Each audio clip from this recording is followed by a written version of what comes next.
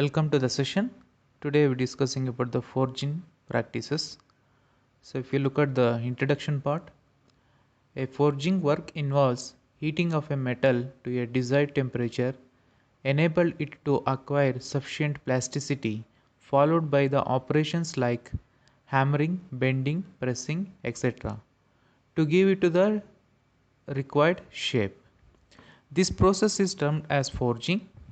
If the operations are done by means of hand operated tools, then that type of forging is termed as hand forging.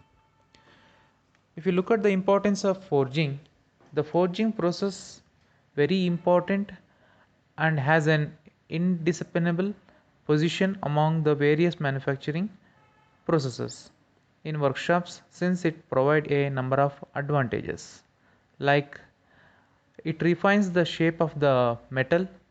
It renders the metal stronger by setting the direction of the grains. It affects the considerable saving in time, labor, and material as compared to the production of similar terms by cutting from a solid stock and then shaping it. Since the production of articles with a reasonable degree of dimensional accuracy is possible, the machining operations can be avoided in most of the cases. This also results in considerable saving of time and labor. The heating the steel for forging the metal to required temperature carries a vital role in forging as affects the overall efficiency, economy of the fuel and power consumption. Steel, when heated, becomes often with a simultaneously reduction in its tensile strength and increase in its plasticity and malleability. When heated in a furnace, oxidation takes place and scale is formed on its surface, whose thickness increases with temperature. This results in loss of metal called as a waste. Some scale may passed into the metal surfaces, is affecting the quality of the steel. At elevated temperatures, the oxidation on steel surfaces is accompanied by simultaneously decarbonization due to the burning of carbon. When steel is heated over its higher critical point, its grain size grows larger, and this growth is accelerated with rise in temperature. When the grain size becomes too large, the steel is termed as overheated, which will tear and crack. If it is heated further, that may result in burning of steel, and the burnt steel cannot be rectified and has to be rejected. So to carry out this particular experiment, we need certain tools and equipments. Those tools and equipment will understand by seeing the further. So we have to do forging molds. We have to do first forging. We have to start by help of the charcoal, by help of the blower, by help of the exhaust fans. Okay. So in that we have to take the raw material, 15 mm, the thickness of this square mold. In that we have to do 3 molds. Number 1, square mold. Number 2, L shape. Number 3, 9 mold. In that we have to do. With this rod, we have to keep the first furnace. We have to give the heat. Okay. Then after heat 100 degrees over, now we have to take the tools we have to require. First tools of the tong is here. Holding holder. This is the holder. This one tong. This one. Okay. This is surface rod. We have to make the surface shape. This one and hammer also and sledgehammer. Okay. This is the sledgehammer and anvil which we have to use by hammering. Is it clear? So in that, first we have to take this rod. We have to keep inside the fire. This one. So inside we have to keep till the orange color, 90 degrees to orange. Then by help of the tools by outside, I have to keep this one and hammering, and I have to make the first square. In that, after square is over, we have to do the L shape. Then we have to do the Nile shape. Okay, that 3 model I have to do in that models. So second, so this is rod bolt. We have to do this hexagon size. This thickness is 25 mm. Mild steel rod. this one. Mild steel rod had same way, you have to treat the this one is coating that in that you have to keep inside the heat. For after heating this one, total orange by help of the tools, we have to catch like this. Okay, we have to take it, be careful. So taking the outside, you have to hold in that, you have to place from here, then opposite direction person you have to hit order wise. First you have to hit the down, after top to the down you have to come. One side is finished, again you have to turn the second side and third side. The hexagon size will come here. Okay. After one side is finished, again you have to keep the inside the working that. So it should be heated. Again I have to bring that one, I have to make the hexagon size. This is clear. So the tools is there. So in that models have already done. Here is it. So raw material in that we have to make this first. This is L shape. Is clear. So second one, I close this one. Here is in middle square mold. Square shape is there. The last one is knife. One piece we have to do three models. L shape. So first we have to do square and L shape and knife. So in that rod, 25 mm rod, we have to do hexagon size. Is clear? So help of this one tongue, have to hold 25% should be like that till the orange color. Have to place from the table from here this one handle and the heat from there.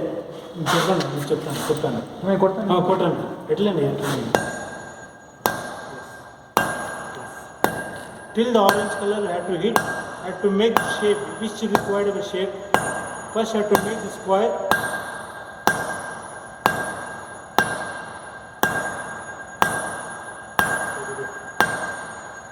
Then again.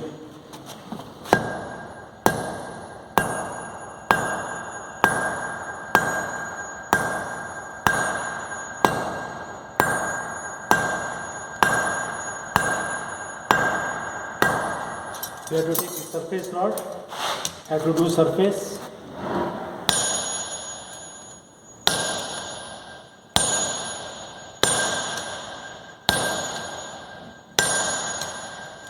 Put on.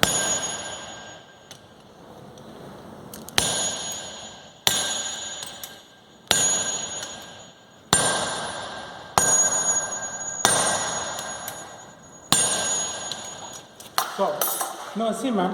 So half position is square is came. So second one is there. Again we have to place the furnace here. Fill the orange color. Same we have to do. Then we have to make the square mold and L shape. So in that mold we have to do square mold and L shape. Here is their first L shape is this one. L shape. First we have to do square mold. This one square mold up to here between the hands. The center one is the square mold. After total have to length is finished, then have to keep the again and hit the L shape. Then have to make the L shape here. After L shape is over, L shape. First mold, second mold, third mold. In that one piece we have to do three molds. Is clear? So in that 25 mm rod, mild steel rod here, both of the mild steel. So same way we have to keep the heat that till the 1000 degree Celsius, till the orange color. By help of the holders, I have to same way, I have to hit one side first, total finish, second side and third side, they will come hexagon size. This is clear? This is the calculation part of the square shaped model, where the given material which is having a dimensions like length is 100 mm, diameter is 16 mm. So by using the formula, the volume can be calculated, that is initial volume Vi, that is pi d square by 4 into length, that is the d is diameter, L is length. Once we substitute these values, we will get the 20,106 mm square of volume. This is the given specimen, where upon forging operation we are going to get the these dimension of the final model, that is square bar. The square bar having a dimensions like length 132 mm, thickness 12 mm, width will be 12 mm. So this is the measured value after the forging operation.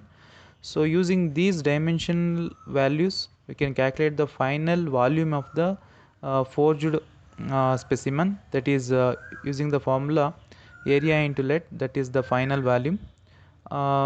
Substituting these values, that is area, again is area is equal to cross sectional area, that is thickness into width, and multiply with the length, we will get the 19,008 mm square of the volume.